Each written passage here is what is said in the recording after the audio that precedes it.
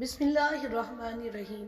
ایک امام صاحب کو گورنر نے کہا کہ تم بس ایک آیت ہی پڑھا کرو، کیونکہ امور سلطنت کی وجہ سے طویل نماز ہمارے لیے گراں ہوتی ہے۔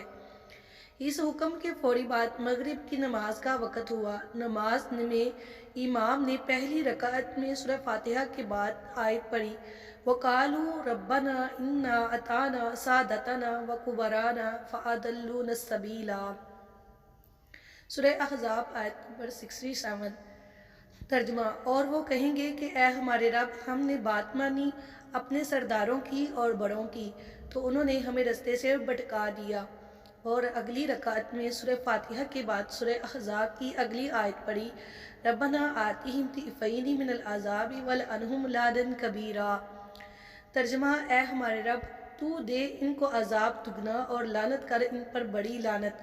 نماز ختم ہوئی تو گورنر نے کہا کہ امام صاحب، جو جی چاہے پڑھو اور جتنا جی چاہے پڑھو، بس ان دو آیتوں کے علاوہ سب کچھ پڑھو۔ یہ واقعہ ابن جوزی نے نقل کیا ہے۔